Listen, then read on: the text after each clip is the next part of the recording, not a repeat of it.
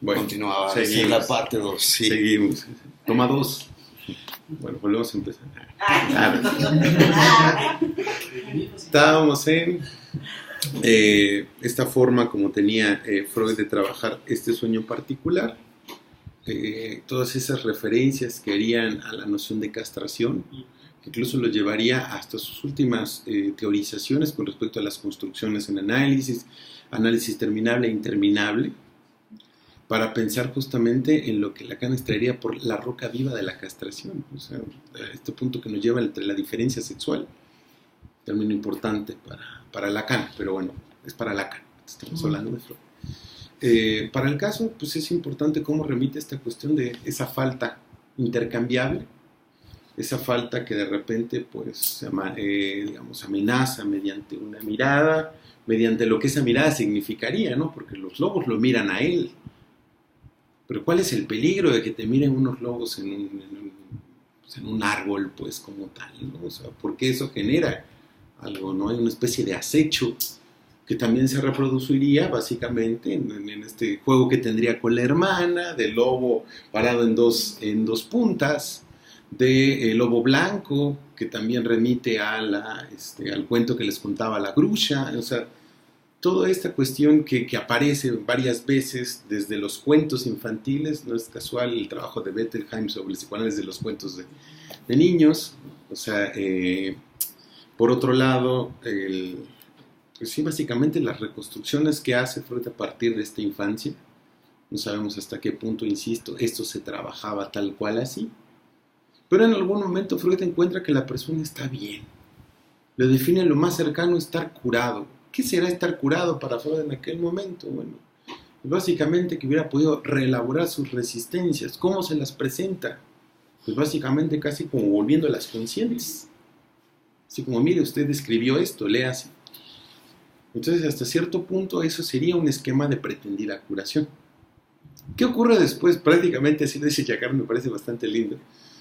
Sale casi del consultorio de Freud, poner un caso, obviamente, días más, días menos y demás, pero bueno, matan a Francisco Fernando, ¿sí? A su esposa, Primera Guerra Mundial. Se vino para atrás todo, se separa por cuestiones de la misma guerra de la amada que había tenido en pausa y que Freud en algún momento le dice, recuerden ustedes la regla de abstinencia, no tome decisiones durante su análisis. Y le dice, bueno, pues ya vaya a verla, ¿no? La va a ver y en algún momento dice, bueno, pues resulta que sí, ¿no? O sea, la va a ver al final del análisis con todo y la guerra y se casa con ella. Hay que decirlo, Teresa tenía una hija de nombre Elsa, que a la postre moriría.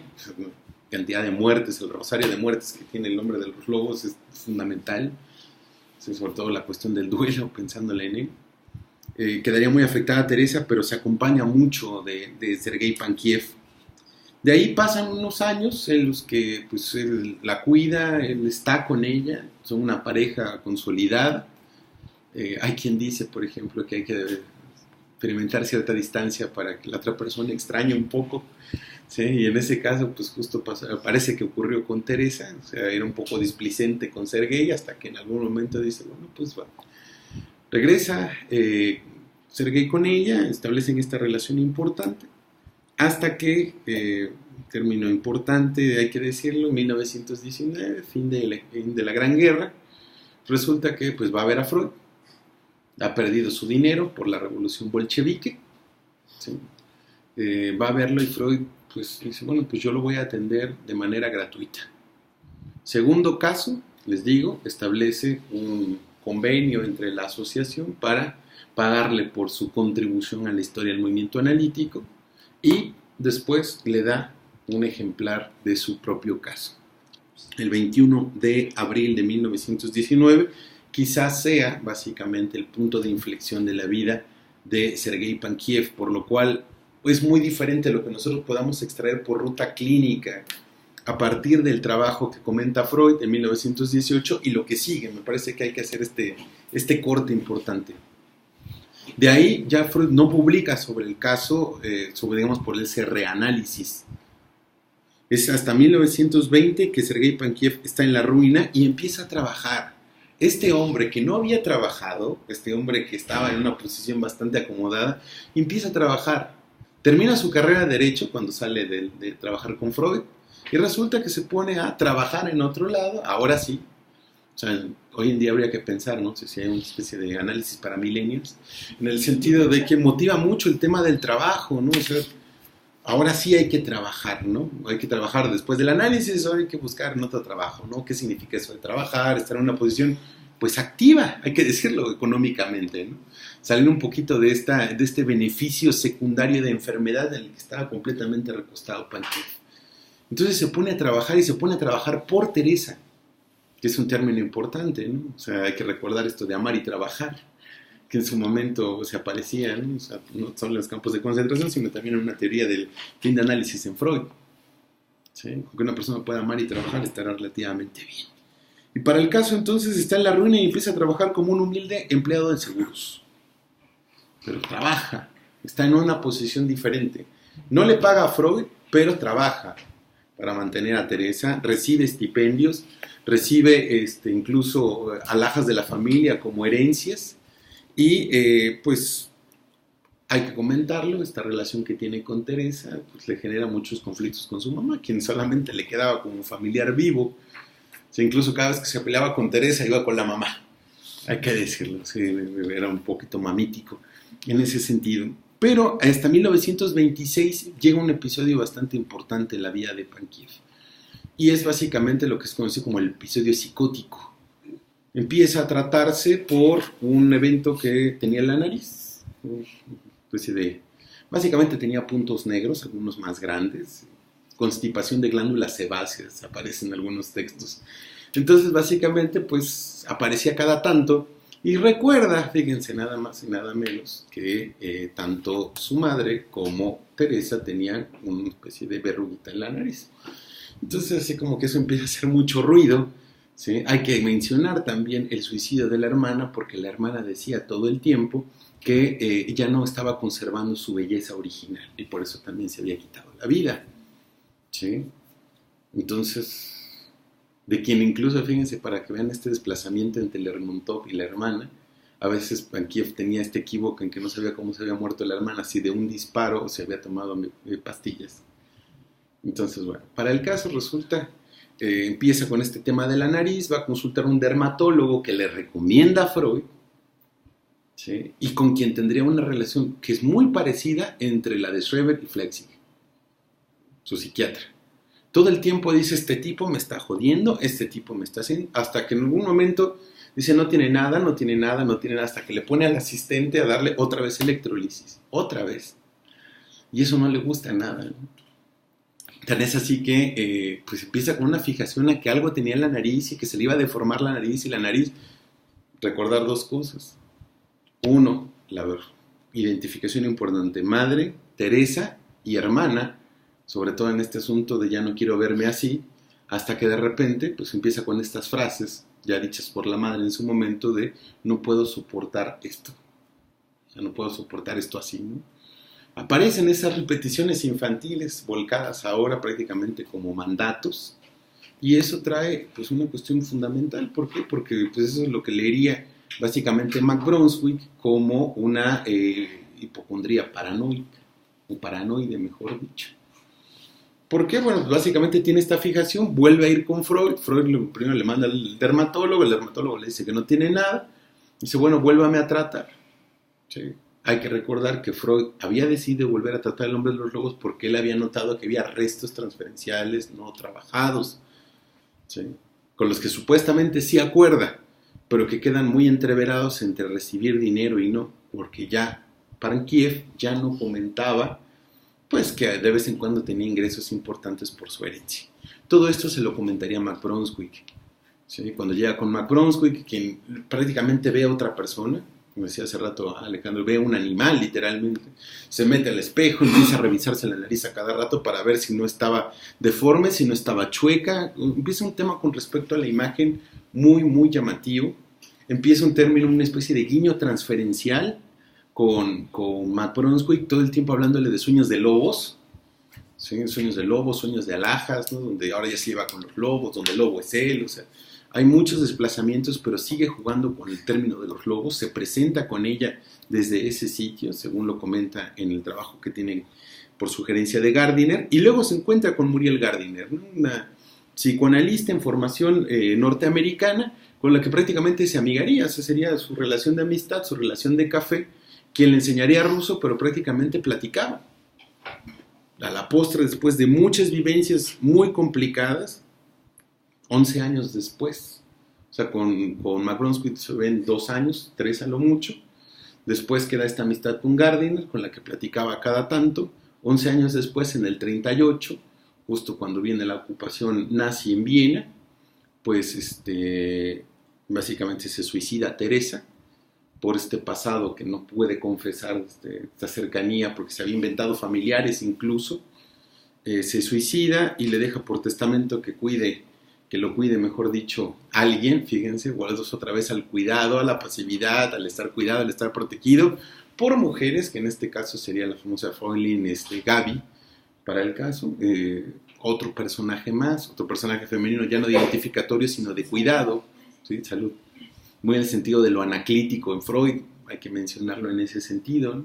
Mientras que la figura amenazadora todo el tiempo sería la figura que percibe desde un lugar de actividad, desde los 2 puntos que estaba parado el lobo que lo amenazaba, desde los 2 puntos que intuyen la figura del padre, que sería el rol activo, atacante en ese coito a tergo, desde esa identificación que tendría para sugerir esa postura sexual frente a las demás mujeres a las que debía encontrar una posición pues bastante pasivizada, por decirlo de alguna manera, hasta la posición amenazante que se le vuelca y que lo confronta, posición que Freud tomaría, pero de una manera pues bastante reconciliatoria, hay que decirlo.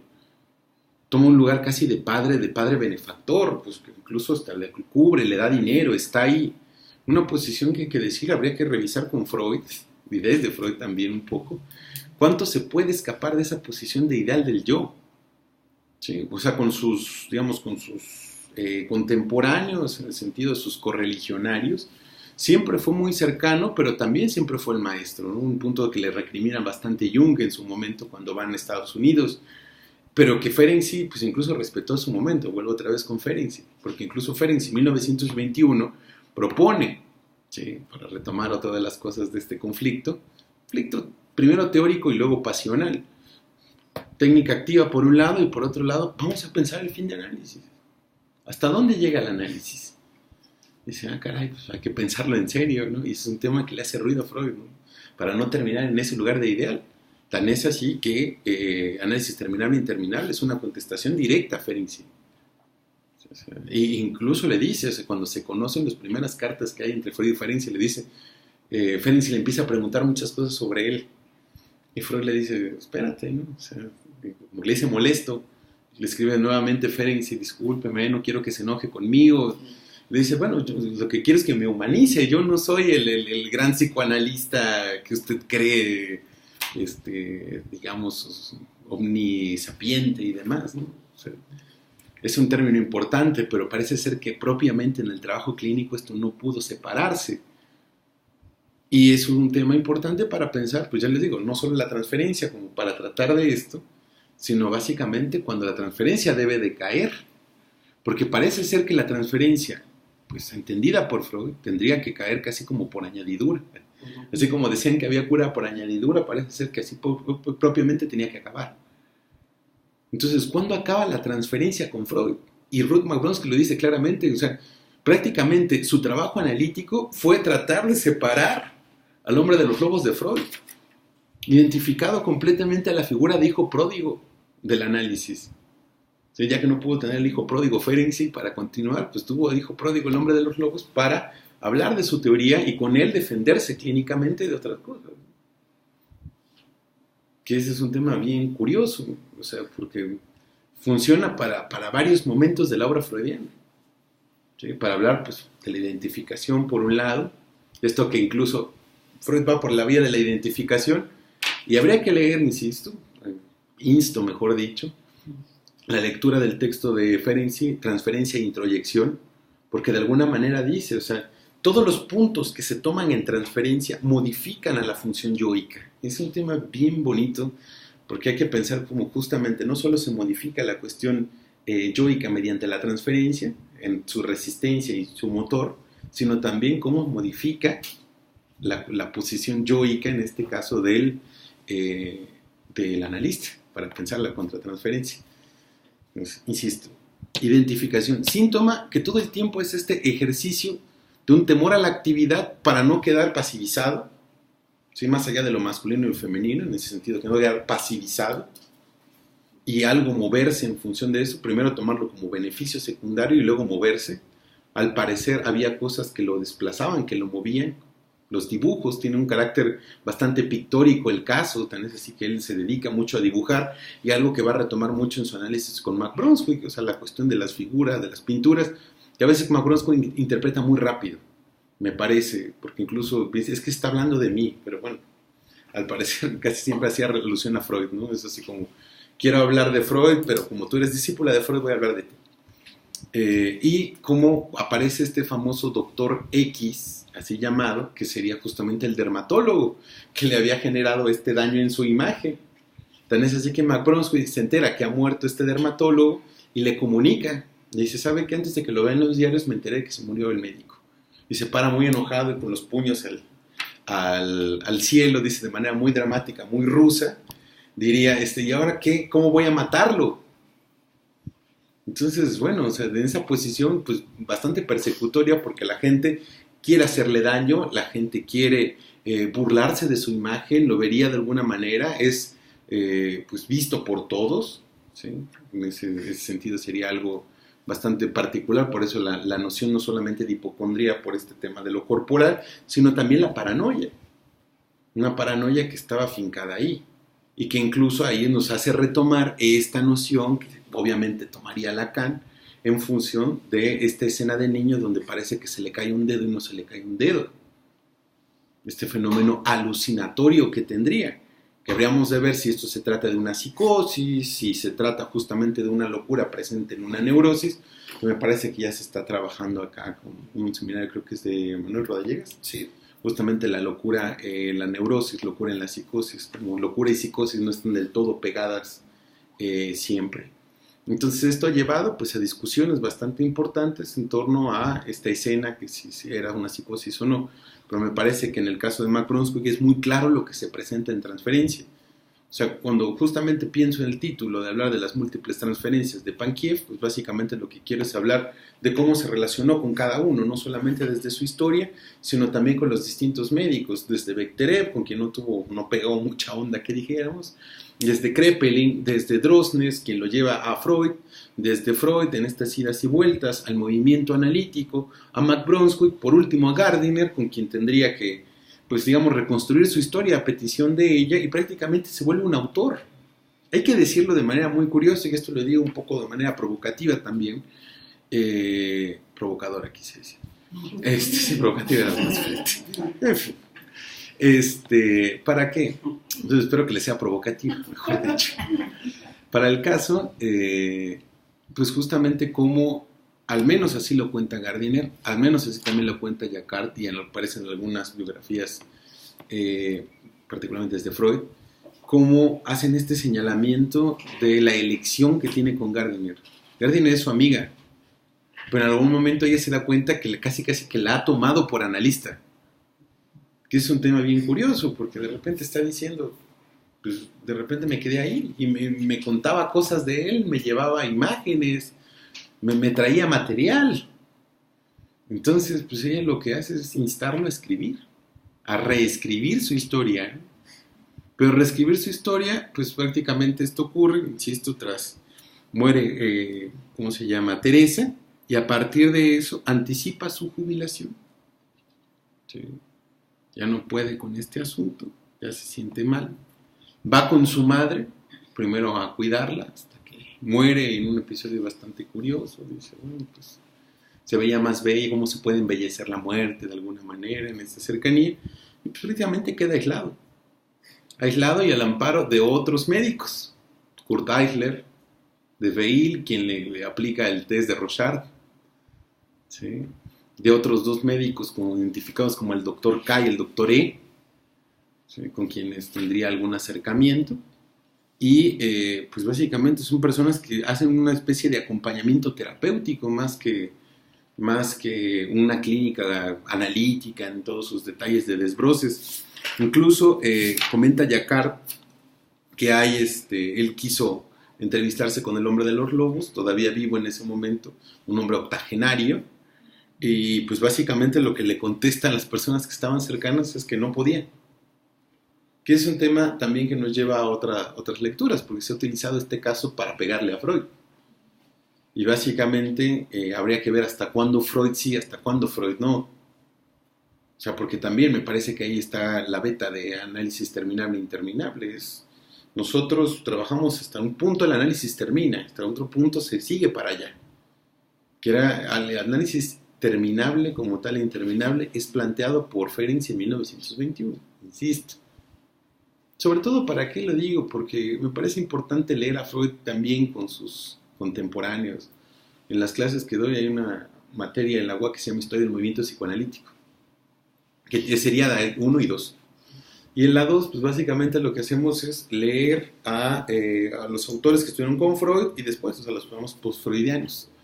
Porque muchas veces se les deja de lado, así como, pues ya no quiero leerlos, ¿no? Porque dice Lacan que ellos no. ¿Sí? O sea, y eso es una. Y otra también, para hacer una mea culpa, ¿cuántos analistas locales leemos? O sea, locales, porque parece ser que cuando el psicoanálisis llega a México, parece ser que fue completamente mal leído, ¿no? Como que si hubiéramos hecho mal las cosas, ¿no? Y básicamente es la contextualización del análisis en las diferentes rutas, ¿no? Cómo se leyó en Perú, cómo se leyó en Chile, cómo se leyó en Argentina. Ya una escuela estoy trabajando de manera importante aquí en la Ciudad de México. Pero bueno, ¿cómo básicamente este caso funcionó para atacar de una manera directa a Freud?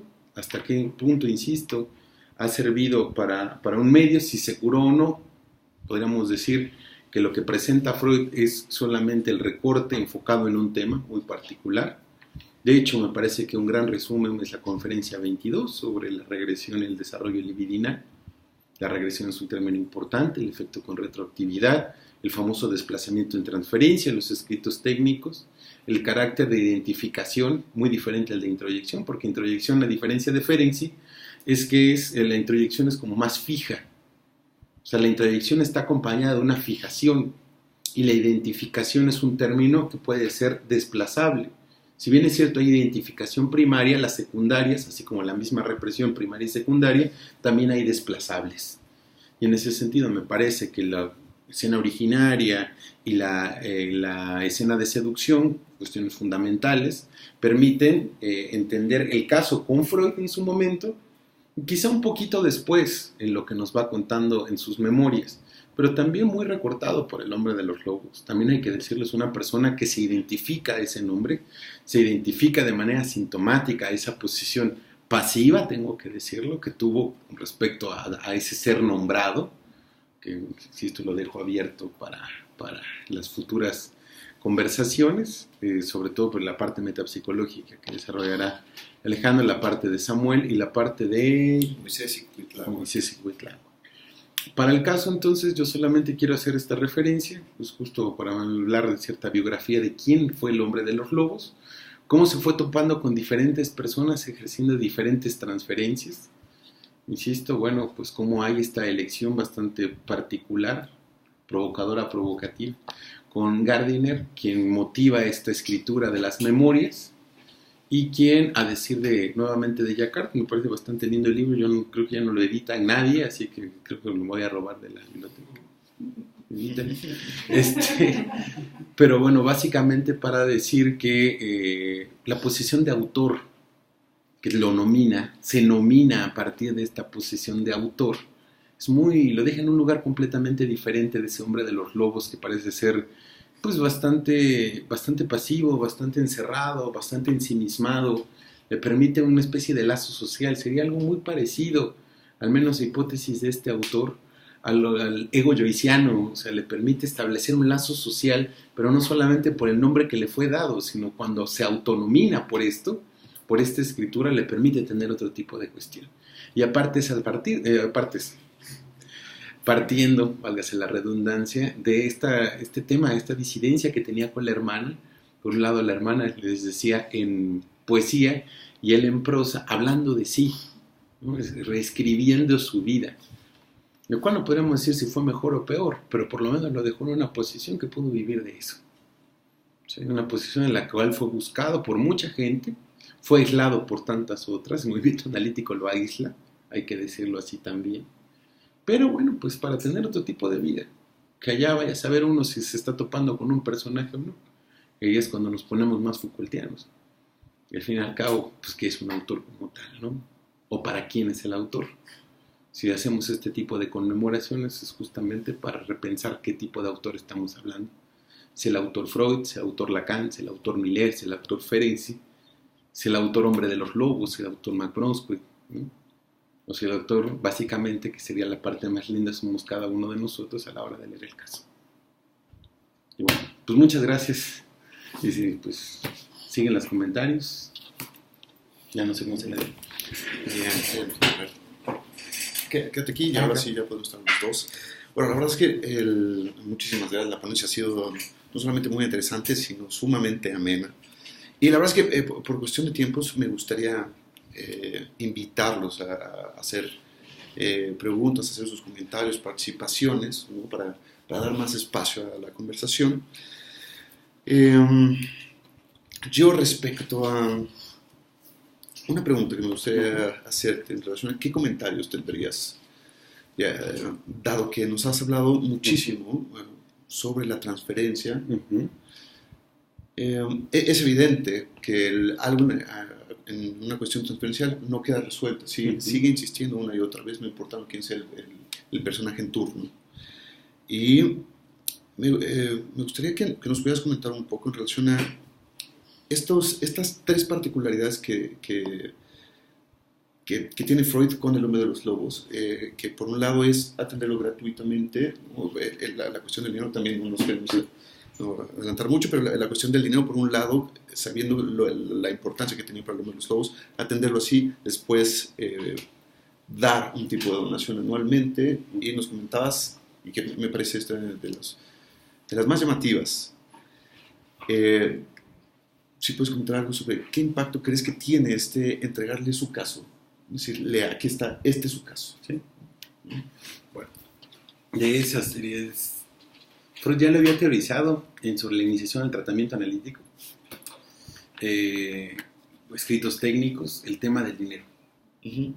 Entonces, me parece que no era una persona que ignorara esa situación. Uh-huh.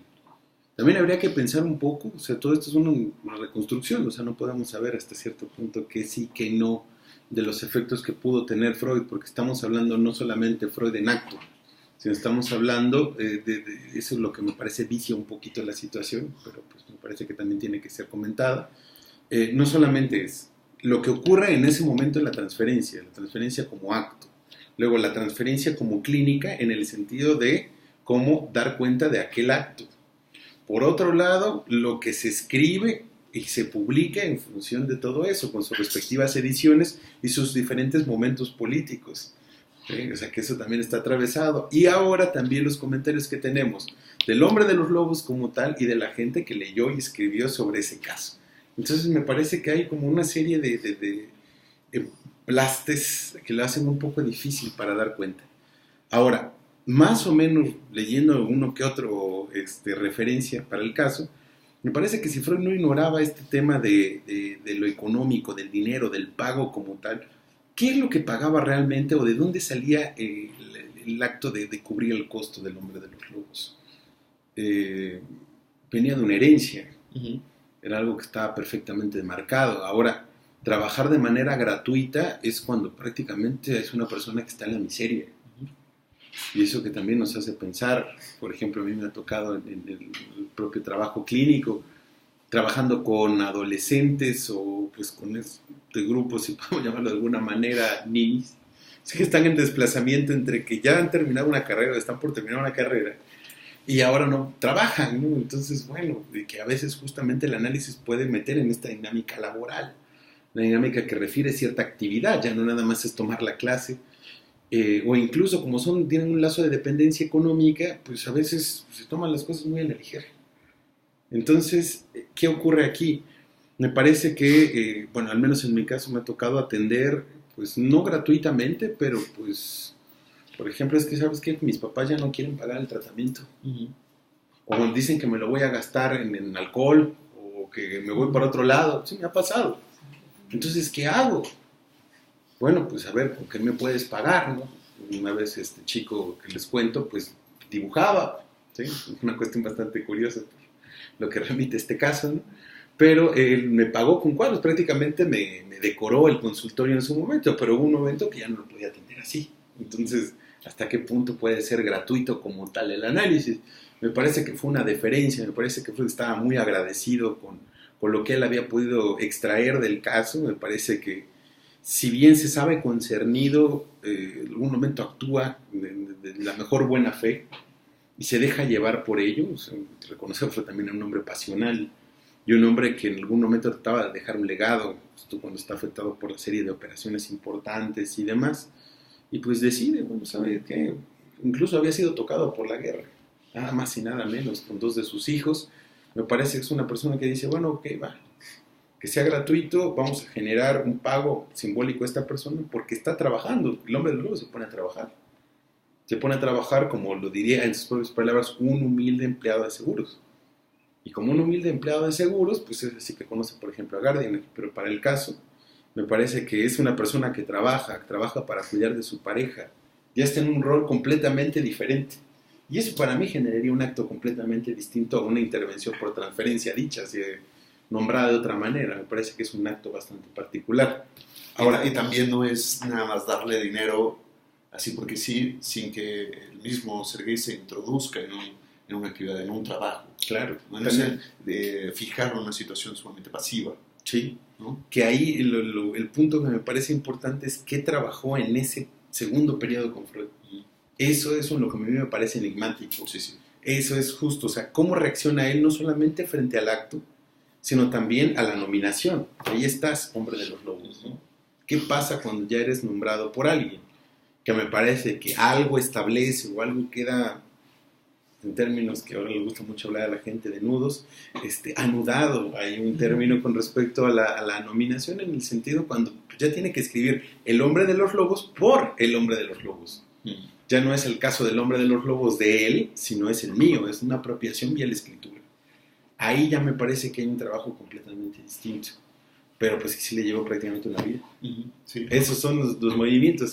Para mí queda como la parte de Freud, como la deferencia, en esta cuestión rara, que es darle el caso, nominarlo desde ahí, o quizá justificar esta vida, porque no hay que pensar que Freud era dicho por el aferencio, no era el gran sabio todopoderoso, pero pues a lo mejor lo hizo con una intención, y si esa intención generó efectos, que al fin y al cabo es lo más importante, no lo sabemos, porque no sabemos qué pasó de ese segundo encuentro.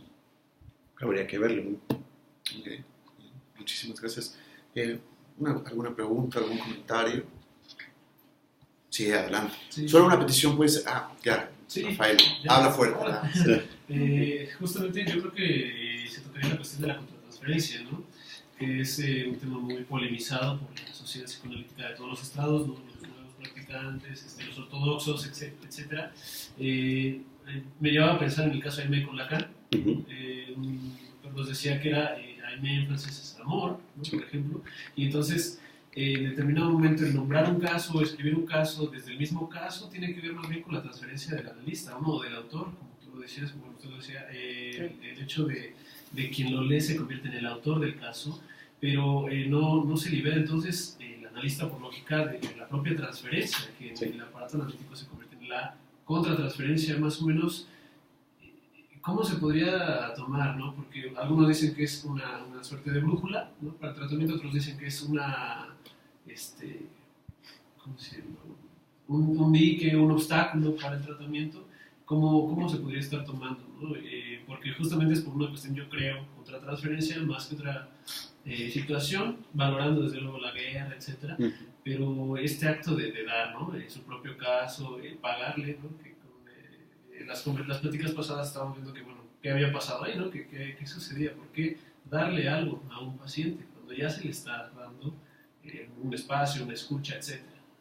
Sí. Ahorita me hiciste pensar en una cosa, a ver si la puedo elaborar así. Pero ahora que estabas diciendo esta cuestión de la dádiva o el don del analista que hace algo, ¿no? quiero pensar en esto. Ahorita me sonó. No sé por qué, pero bueno, vamos a darle por ahí. Una vez hablando con una compañera, colega, me dice, oye, ¿cómo le hago para tener más pacientes? Le digo, pues la verdad que no sé, o sea, no sé, hay gente que va a la sección amarilla todavía, etcétera. Pero le digo, bueno, ¿y por qué tendría que ir contigo? Me dice, bueno, porque yo me analizo. Le digo, bueno, esto es muy bien para ti, pero ¿eso qué, no? Pues estudio mucho. Le digo, pues que mejor aún, ¿no? O sea, pero eso es para ti, o sea, ¿por qué la gente debería de ponerte en un lugar? ¿No? Esa es justamente como la pregunta. Y por eso justo lo quiero llevar por esta cuestión. ¿Qué es lo que se entiende que da uno? Y esto justo lo comento a muchos alumnos, porque de repente llegan los alumnos y piensan que salen y si tienen algún, digamos, familiar que les apoya y demás, pues pondrán su consultorio. Y les digo, nunca dejen de lado, por favor, nunca se olviden que tienen familia. ¿Y por qué se les digo? No por tema de la familia mexicana ni nada de esas cosas, sino básicamente porque muchos de los primeros pacientes llegan por recomendación familiar, ¿no? Que si la conocía de tal y que si tengo una amiguita, bueno, pasan estas cosas, pero bueno, así se empieza propiamente. No es que la gente de repente llega, si ya tiene que venir a mí, ya estudió y voy a estudiar. No, o sea, porque hay que pensar, y eso es a lo que quiero llegar, ¿cuál es la posición que uno toma para recibir a alguien? ¿Sí? Porque eso es lo que me parece importante. A veces uno cree que tiene una formación, ¿sí? O la puedes tener o no, o sea, pero al fin y al cabo, ¿eso qué importa cuando llega una persona a consultar? O sea, no le vas a abrir tu currículum, no somos los médicos que ponemos un montón de papeles, o sea, básicamente lo que funciona es el acto de la transferencia como presencia. Y eso es lo que quiero retomar para el caso, o sea, ¿qué pasó ahí? Y pues es evidente que uno termina siendo un ser de muchos rostros, o sea, uno puede ser, me parece que la clínica infantil es muy clara en esto, o sea, lo que nos muestra es que uno es un juguete desplazable, ¿sí? Un juguete con el que se puede estar un ratito y de un lado bien, de otro lado mal, y diferentes cosas. Y pues, justamente, ¿no? Cómo uno reacciona frente a ese carácter completamente dispensable en el que somos puestos, pero también dijeran en Argentina, darle manija, o sea, estar ahí un rato, tomar esa posición sobre sí, ¿sí? O sea, porque no se trata todo el tiempo de esa distancia, esa cosa maleída que me parece que muchas veces dejó la lectura inmediata de Lacan, ¿no? Como el muerto del bridge, ¿no? Pero como muerto. Hay que recordar que el muerto del bridge es una posición del juego, o sea, porque hay que estar en el juego, ese es el asunto, ¿no? El juego de la transferencia hay que jugarlo, hay que estar ahí. Y me parece que lo que muchas veces se escamotea es esto de, y es que si le dio o si no le dio, y si le daba, y si lo abrazo, y si lo saludo de besos, pues no, básicamente eso se soluciona en otro momento. O sea, yo no creo que si de repente llego y saludo de beso a la persona, pues ya tener la cosa, a menos que sean esas metafísicas lacanianas de la Gestapo, y esas cuestiones que uno no sabe dar cuenta de sí o si no, o qué momento de la transferencia se estaba. Yo no sé si Lacan se levantó esa vez y le acarició la mesilla y dijo, claro, Gestapo, Gestapo, no sé si lo hizo pensando en eso o eso fue lo que la paciente tomó, que es el caso. Ahora, retomando el tema de la contratransferencia, me parece que con la contratransferencia me parece que hubo un exceso, como en la técnica misma, de llevarlo a un esquema sobreinterpretativo. Yo me acuerdo cuando estaba tomando clases en la Universidad de Buenos Aires, ahí con una materia de escuela inglesa, nos hablaba una profesora, espero no estarla quemando, que nos hablaba sobre cómo interpretaba la contratransferencia. Dice, bueno, ese chico que cuando viene a trabajar conmigo era un niño, a mí me da sueño, entonces eso quiere decir que el chico lo que quiere es aburrirme. O sea, ahí está complicada, o sea, la interpretación de la contratransferencia. Parece que la contratransferencia más bien hay que dar cuenta de ella, ¿no? O sea, ¿qué de mí se está jugando acá? Y eso es lo que da base a esta cuestión que incluso Lacan mantiene con un nombre aún más severo, que es análisis de control. Que no es supervisión, no es la supervisión te dice yo el todopotentado, todopoderoso, te digo esto sí, esto no, aquí vas bien, aquí vas mal. Sino más bien es un análisis de control. ¿Cuánto se te está yendo de ti ahí? Entonces me parece que eso se puede señalar y al fin y al cabo es lo que apunta el llamado deseo del analista. Pero me parece también importante mencionar la contratransferencia. Un trabajo, últimamente estoy hablando mucho del ECOR, bueno, los milerianos. Un trabajo de Marie-Claude Thomas sobre, ¿qué se llama la chimenea? Que habla sobre la contratransferencia. Y retoma mucho de lo que habla Lacan en el seminario 10 con respecto a la contratransferencia y el desplazamiento que hace el deseo del analista. Me parece que es bien clarita la manera en cómo pues, la contratransferencia tiene que ser señalada, pero sobre todo para hacerla operativa. porque si no, pues básicamente nos quedamos con esta cuestión como de autoimputación de un lugar complicado, porque al fin y al cabo es diferente a pues, dejarse tomar un poquito por ella, y otra cosa es creerla desde ese lugar, que eso me parece que habría que ser pues bastante críticos, incluso con la posición de Freud al final. Algo que Ferenczi le señaló bastante claro. ¿Por qué traigo tanto Ferenczi? Algún día hablaré. Que realmente, igual como apuntando igual un comentario, que esa misma contratransferencia en el analista es inconsciente, que el mismo terapeuta no se da cuenta, ¿no? O sea, yo puedo, como el ejemplo que dices de, me da hueva, me da sueño, eso es consciente, no es inconsciente. Claro. ¿No? Entonces, ¿qué tanto es consciente y qué tanto es inconsciente? Pero hay que ver justamente si nosotros partimos de la idea, por ejemplo, muy freudianamente del principio de hacer consciente lo inconsciente, cómo poder hacer un análisis de esa parte inconsciente de la contratransferencia. Claro. Por eso mencionaban que la contratransferencia era como un obstáculo, un instrumento o una... obstáculo, instrumentos, eran tres.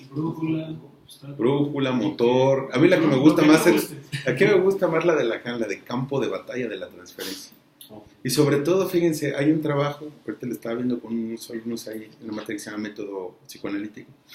Estamos viendo trabajo de Henry Racker. Henry Racker no solamente se aventó a analizar desde la técnica el psicoanálisis, sino también a pensar, ¿cómo decir? La neurosis, no solamente la neurosis de transferencia, para mostrarnos que la transferencia es un artificio, tema importante. Por eso es que Lacan puede decir al final, el psicoanálisis es una charlatanería, pero no lo quiso decir para tirarle al psicoanálisis, no es Lacan contra Lacan como tal, sino justamente contra el mismo análisis. El análisis debe de caer, ¿sí? En ese sentido, mostrar su carácter de artificio. Pero a él habla, por ejemplo, Racker, de la neurosis de contratransferencia, que también es bien válida la neurosis del analista puesto ahí. No para darle más, sino pues para ver cómo se puede trabajar. O como Meltzer, no era Meltzer, creo que es Dion, que decía, sin memoria y sin deseo. Claro. Entonces, ¿quién es uno sin memoria y sin deseo? Para empezar, ¿no? ¿Qué clase de ser ente, hasta filosóficamente hablando, se convierte uno para Bion sin memoria y sin deseo? O sea, uno es así, ¿cómo escuchas? Ese lo yo termino con otros alumnos. ¿Cómo escuchamos? A partir de nuestras identificaciones. ¿Cómo escuchamos? O estamos ahí como, para empezar, ¿cómo sostener una presencia? Hay un término que utiliza François Julian, es un libro que se llama 5 conceptos sugeridos al psicoanálisis, me parece. Es un estudioso de la cultura china, sinólogo, pero aparte es muy curioso porque él propone en uno de los términos la disponibilidad. Habría que leer un poquito de la cultura china para entender qué es estar disponible. Si no es la disponibilidad que uno puede entender. La primera cuestión de estar disponible es casi como estar en línea, ¿no? Es una cuestión muy relacionada con una presencia bastante capitalista en ese sentido. Pero no, disponibilidad. ¿Qué es estar disponible? O sea, ¿cómo podemos fomentar hoy en día la presencia cuando tenemos estos medios tan complicados para sustentarla? O sea, ¿cómo podemos llegar y decir, a ver, el tiempo que sea, o incluso, me ha pasado, una vez fui a análisis intentar un análisis con una persona que tenía cierta reputación, y a la hora de la hora, pues le caché el famosísimo relojito. Entonces, pues nada más con eso, pues se me hizo bastante complicado seguir ahí, ¿no? Porque son estrategias que uno puede ver si uno quiere cortar la sesión, etcétera, pero al fin y al cabo, ¿con qué tipo de lógica estamos operando? ¿Con qué tipo de ética, mejor dicho? Porque si tengo aquí mi relojito y voy a empezar a decir, ay, tengo que cortar. Entonces, ¿cómo estamos trabajando? O sea, desde esos simples detalles que hacen justamente la constitución de la presencia. El estar disponible. Para pensarlo. Bien, bueno, pues creo que por cuestiones de tiempo creo que vamos a tener que dejar aquí. Muchísimas gracias, Jesús, por esta ponencia interesantísima. Y bueno, esperamos estarte viendo por acá en el 2019. Estoy muy seguro Será así. Y bueno, gracias a todos por estar aquí. Los invitamos a la última serie de ponencias que se va a dar el próximo viernes. Ya acabamos el mes del Hombre de los Lobos, esta conmemoración. Y van a haber diferentes presentaciones. Va a estar Samuel Hernández, va a estar Moisés, va a estar Cuitláhuac, Tonatiu va a estar nuevamente presente. Vamos a tener una mesa de discusión. Voy a estar yo también presentando el legado metapsicológico del Hombre de los Lobos, ¿no? Que tuvo que quedar pospuesto por unas dificultades personales. Y bueno, aparten su lugar y nos vemos por acá la próxima semana. Muchísimas gracias. Gracias.